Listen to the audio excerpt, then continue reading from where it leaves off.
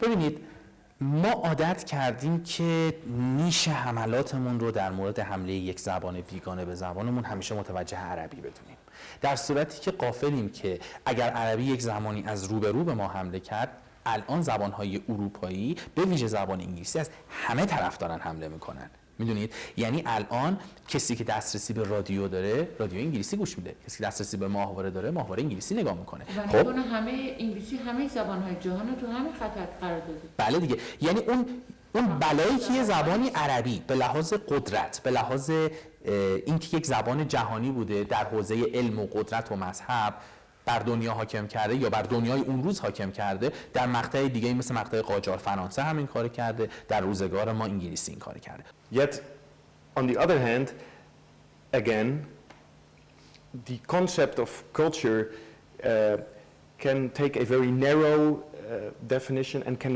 take a very broad definition. It's a concept which there is a huge debate about. Could you please tell me about that? Could you clarify that on that point? Well, it's very popular because it simplifies very quickly the issues that seem to be crucial in the world today, especially also since the West has, especially Europe, where I come from, has seen minorities being established in their own societies. So it's very easy to say these are ethnically different or religiously different groups. So that is basically what makes them different from us. We on the one hand, they on the other hand. I think this very narrow concept of identity, of culture, makes it less probable to come to a good process of communication and integration, because it emphasizes problems and misunderstandings that might not be there at all. And it also de-emphasizes the commonalities that exist.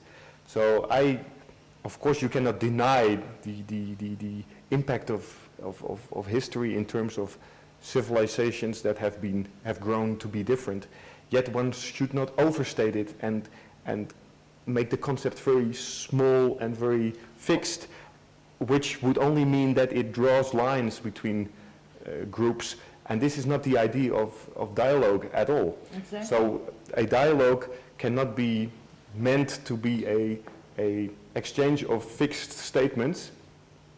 And I also think that one cannot appoint one voice of one civilization.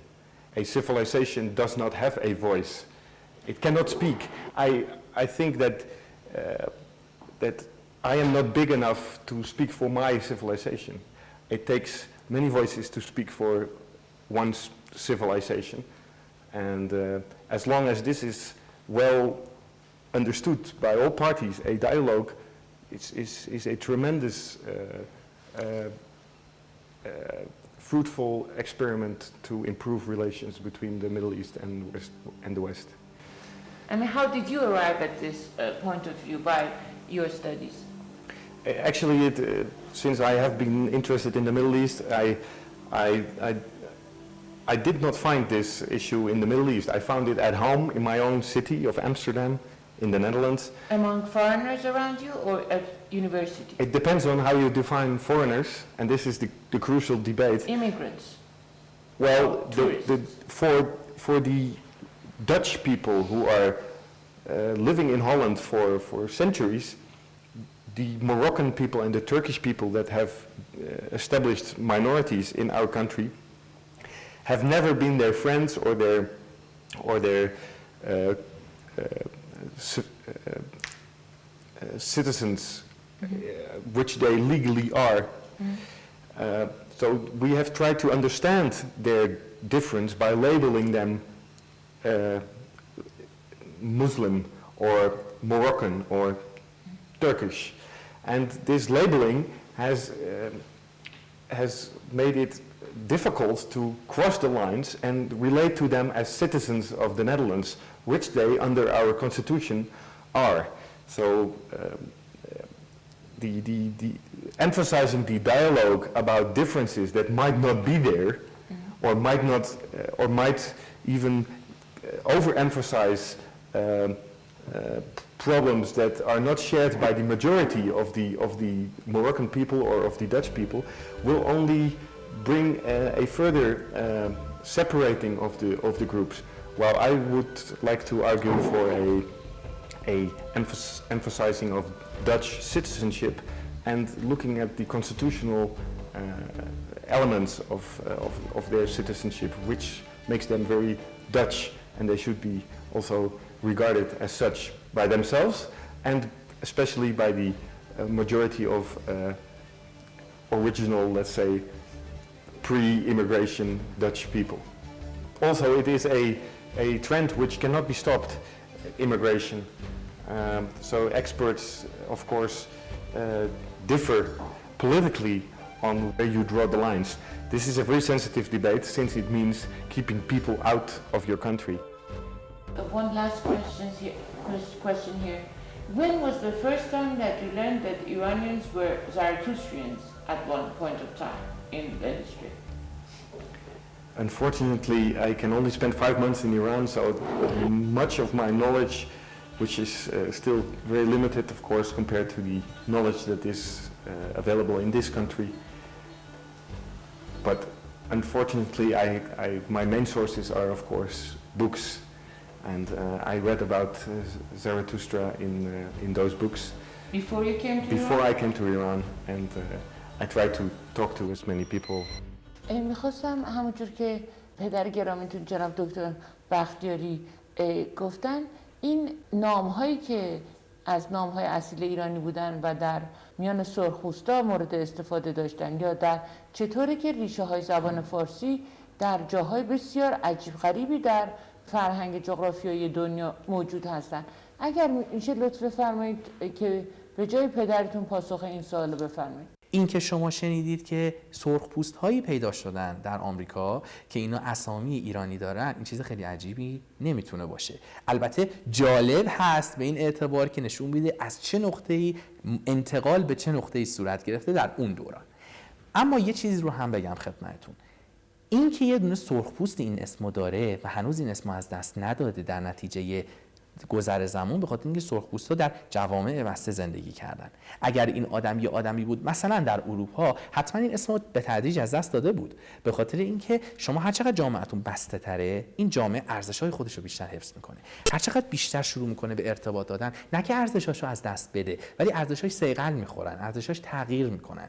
ما نباید خیال بکنیم ارتباط با سایر ممالک و ملت‌ها باعث میشه ما ارزشامون از دست بدیم.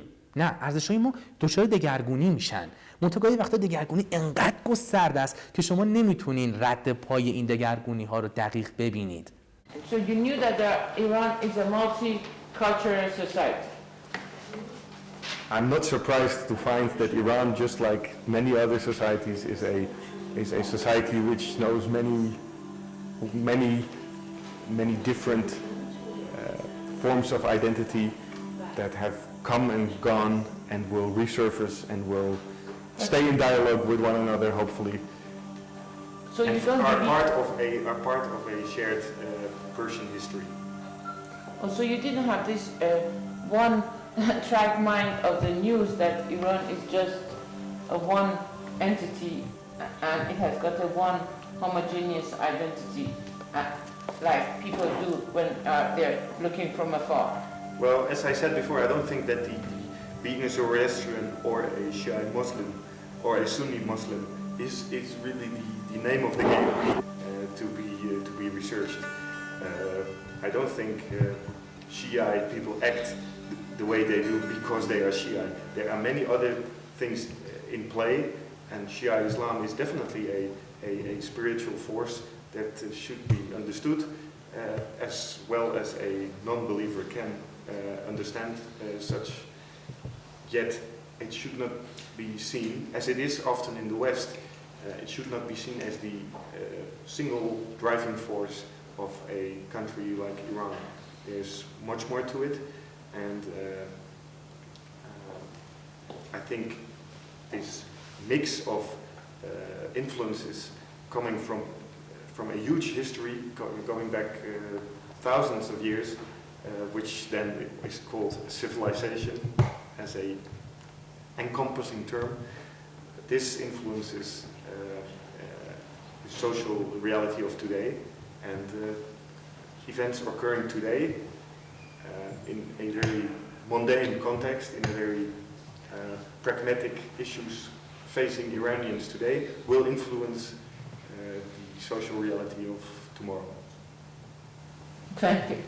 علت این که ما و عرب‌ها رابطمون با فرهنگ‌های غالب متفاوت بوده و رو زبان هم نشان داده میشه این است که ایران از اون سابقه امپراتوری بودنش همیشه با دنیای بزرگ در حال گفتگو بوده و همیشه با اون فرهنگ‌ها تونسته که رویارویی کنه، ولی فرهنگ عرب‌ها منزوی شده بارها و تونستن این تجمل رو داشته باشن که زبان خودشون رو بین خودشون ساخت و ساز دیگری رو بدن. ولی ما اجباراً سر راه بیگانگان بودیم و برای همینه که به خاطر جنگ هامون هم که بوده با زبان‌های جهانی صحبت کردیم. قبل از اینکه استیلای اعراب بر ایران تحقق پیدا بکنه، ایران یه حکومت مقتدر بوده، واژه‌های بسیاری به زبان‌های مختلف قرض داده، به خاطر اینکه در موضع قدرت بوده، موضعی بوده که دیگران بهش وابسته بودن، ازش خوراک علمی، فرهنگی و به تبع اون زبانی می‌گرفتن. حالا شما در نظر بگیرید که یه گروهی که اعراب باشن